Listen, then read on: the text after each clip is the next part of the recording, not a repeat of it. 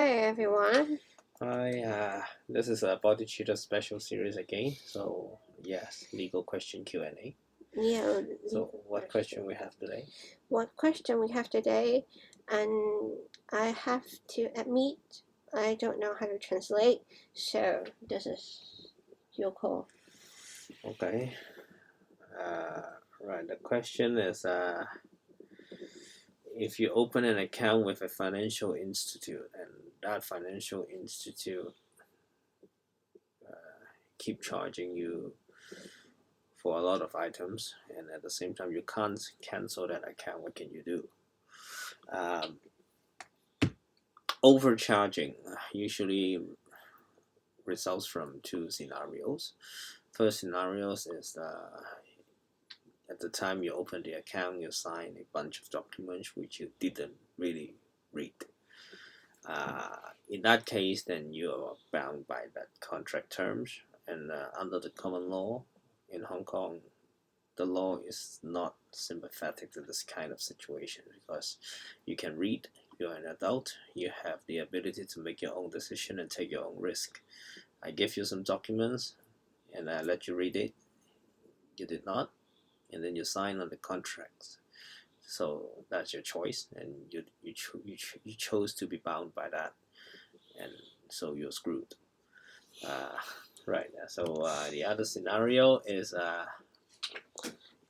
other yeah, scenario, the other yeah. scenario is there is no such contractual terms and in the contract, and well, because you open an account with a financial institute, there must have been some kind of contracts, but if these kind of charges were not included in the contract, then there's no such terms, and you are not contractually bound by it, so you do not have to pay. And I bet they dare not sue you for that.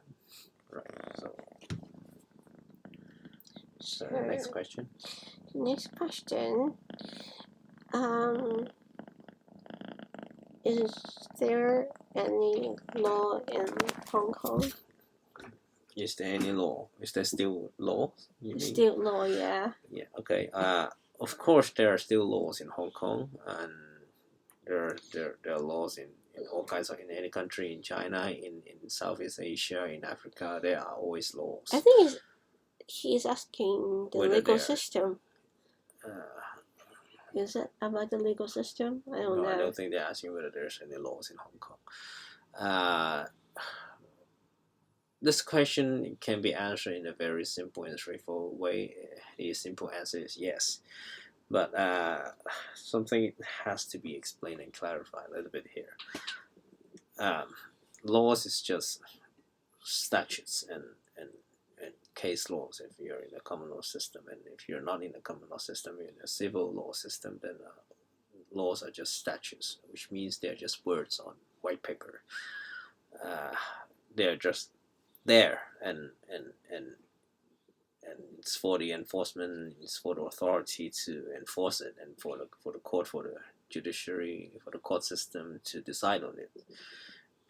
Whether or not we like the results, and whether or not we like the interpretation of the reasoning, uh, laws are there. So yeah, and that's law should not carry any other meaning or yeah, meaning. Yes, it's different from politics. Yeah, it's different from politics because laws is just rules and regulation devised by human being trying to control or regulate Yeah, people's behavior, but it's just part of the rules or things that could regulate one's behavior because it's always a wrong concept that think that people's activities and behavior must be regulated by only law because there are many other things that could affect, influence your behavior. For example, your ethical values, your moral values, your religious belief, something like your culture, your social culture, your customs, something like that. And laws is just a part, probably a very little part on how you behave. Law actually is a measure in a society to help to have to maintain the order. Can I say it? It was supposed to be. It's supposed to be regular. Yeah, that was one of the what should I call that? The rationale of law, the origin of law. You need, the king need to devise some sort of rules and to control its people and to regulate their behavior. But the laws is just neutral. So whether or not it was duly performed, it was duly enforced or duly administered, it's another question, and that is not really a legal question. That is in fact a political and public administration question. Maybe we can discuss later. Let's move on to the next question. Okay, I can't translate this. Okay. What is I don't understand what is so subject. Well, let's not deal with the origin of this phrase in this video. The question asks why we it's seldom to hear a girl to be convicted for having sexual intercourse with an underage male. So because that is the case, we have there are criminal offenses. It was a crime for a male person to have sexual intercourse with an underage girl, and depending on the age of the girl, the sentencing could it's quite different, but it's a very serious offense, and in the worst case, you could be imprisoned for life. At the same time, we don't have this sort of we don't have an identical criminal charges offense for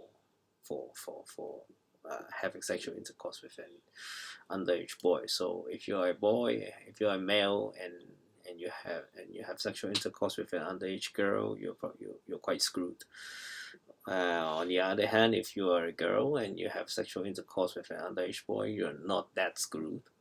But you still have committed an offense, but but the offense is different. So it's just an indecent assault against that underage boy. So it's not equal, and we know that there are lots of debates and questionings about that. But that is still the case in Hong Kong and in England. So right.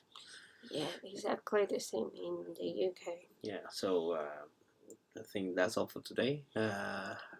Let's leave us more questions, so we'll answer those legal questions in our next videos. Yeah, please support us and give us comments and like us. And give us more support so that we can continue doing this sort of videos. Okay.